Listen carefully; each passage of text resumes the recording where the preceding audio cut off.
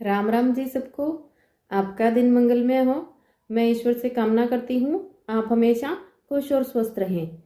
आज हम बात करेंगे जो ज़्यादातर तो होता है बुज़ुर्गों में दिक्कत।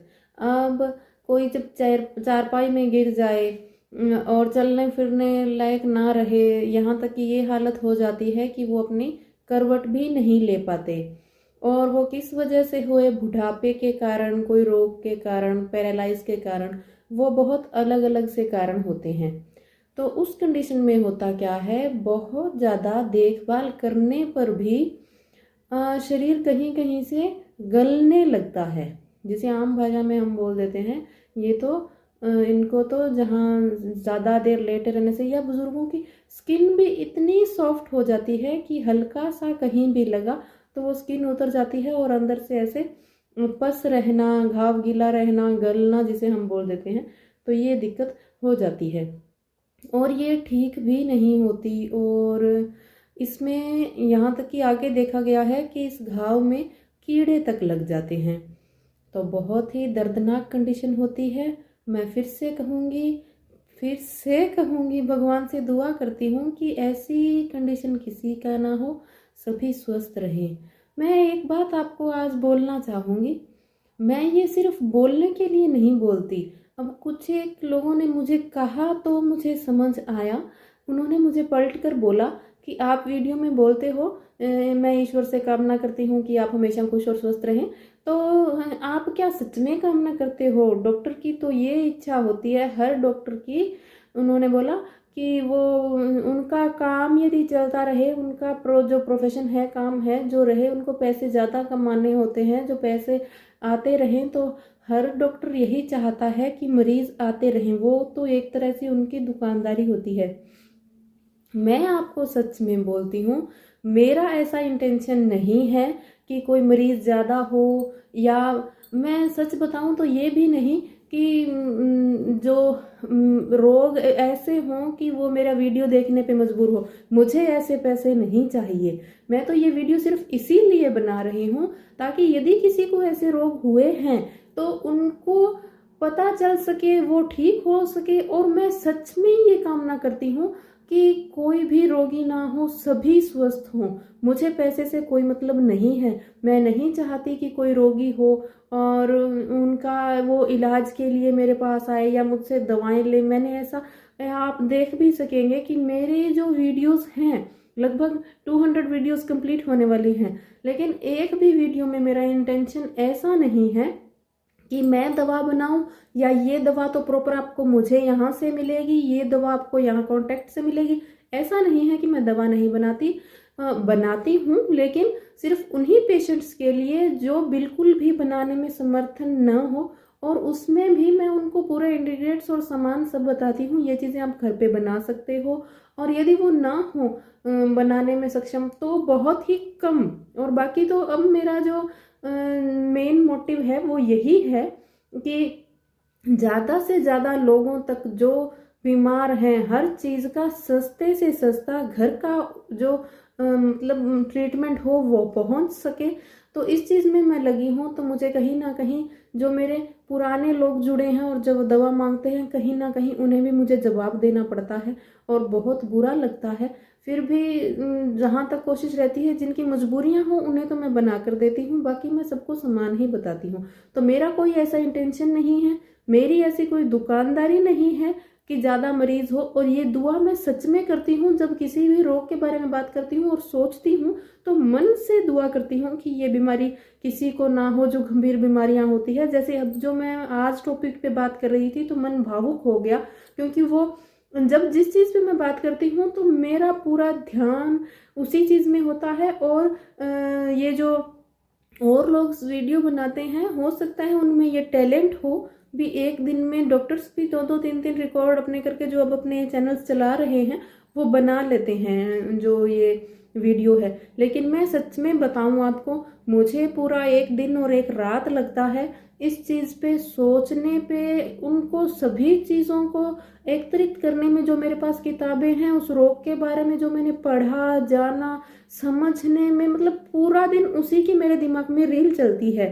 तो आज जो टॉपिक था कि जो बुजुर्ग जो चारपाई में लेटे लेटे गल जाते हैं, तो वो जब घाव याद आया तो ये मन से मैंने दुआ की है कि ऐसी कंडीशन किसी की ना हो। तो बाकी तो देखिए, जो हो चुकी है उसे हम ठीक करें और किसी की ना हो, उसमें हम क्या करें। ऐसे भी मैं बहुत से आपको वीडियो बताती हूँ कि आप रोगी ही ना हो तो आप क्या करें।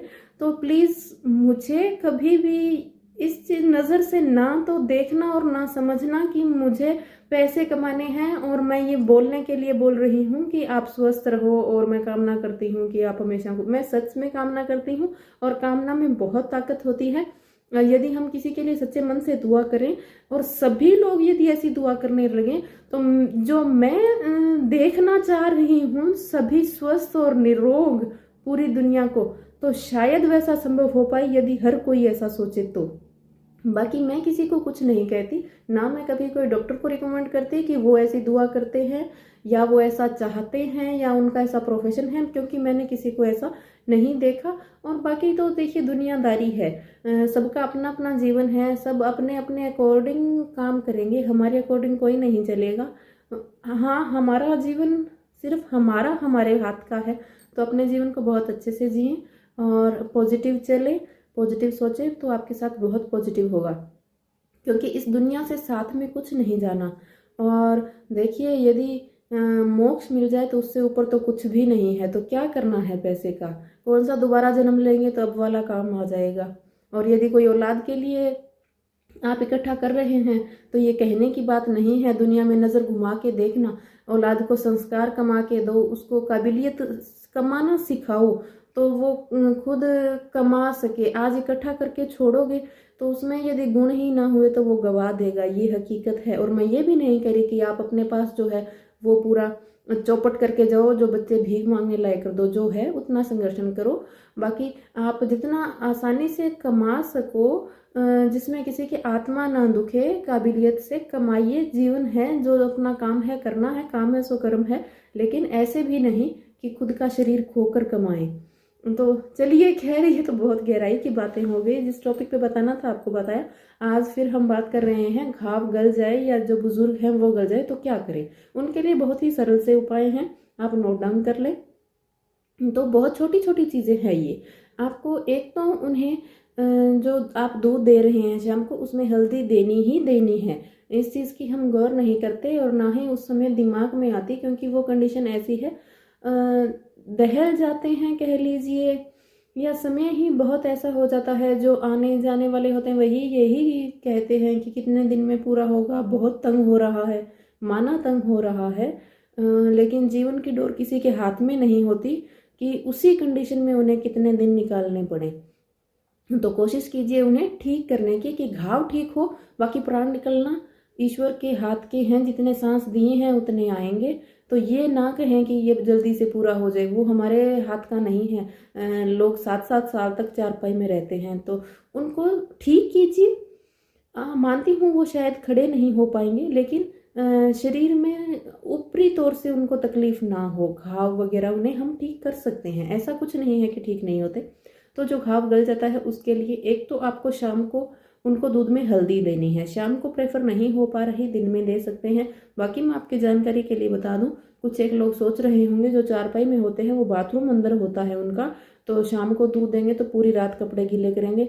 हल्दी वाले दूध से पूरी रात बाथरूम नहीं आता, ये बाथरूम को भी कंट्रोल करता है। तो आप इसको आसानी से दे सकते हैं। कैसे देनी है अब आप देख लीजिए मरीज के अकॉर्डिंग। यदि उनमें कफ ज़्यादा है, उनको सर्दी ज़्यादा है, ठंड ज़्यादा है, उनको जुकाम ज़्यादा हो रहा है, कोई ठंड के रोग हैं जैसे गठिया है और पैरालाइज है, तो आप उनको दूध में उबाल कर दे सकते हैं गुनगुना रहने पर।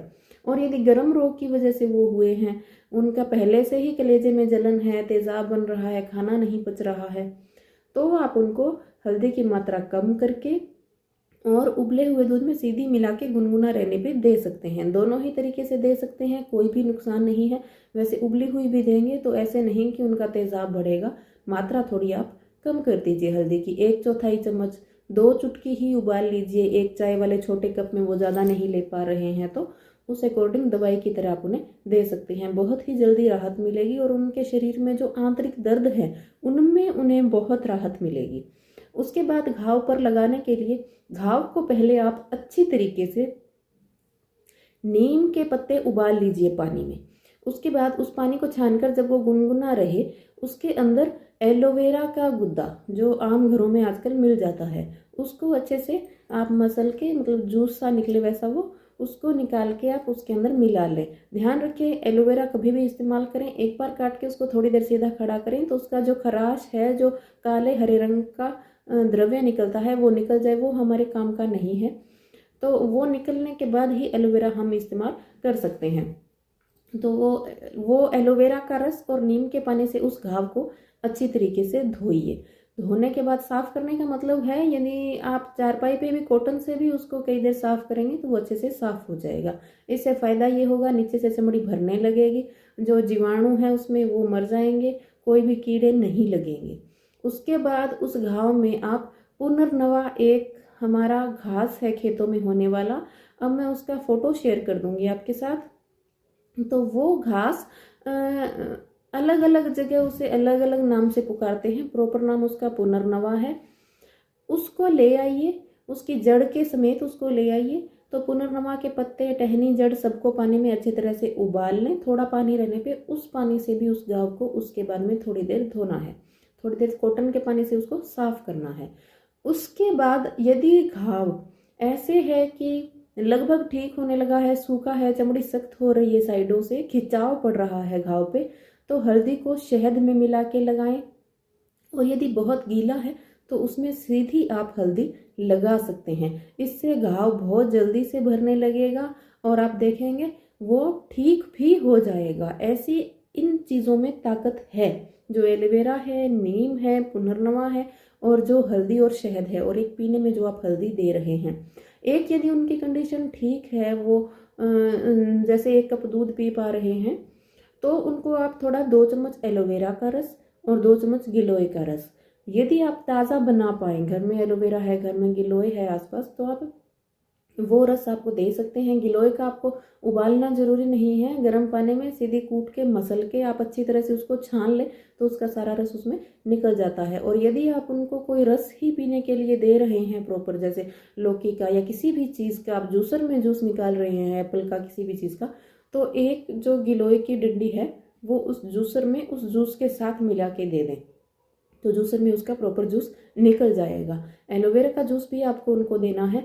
तो खाने के लिए तो आप 3 चीज़ देंगे, एलोवेरा का रस, गिलोय का रस और शाम को दूध में हल्दी। और जो लगाने के लिए आपको बताया, नीम के पानी से धोना है एलोवेरा मिला के, और उसके बाद पुनर्नवा के पानी से धोना है। उसके बाद हल्दी लगानी है, घाव सूखा सा है, शहद में मिला के लगाएं, खिंचाव नहीं पड़ेगा, हल्दी और शहद चिपक जाएंगे, घाव को बहुत अच्छे से भरेंगे।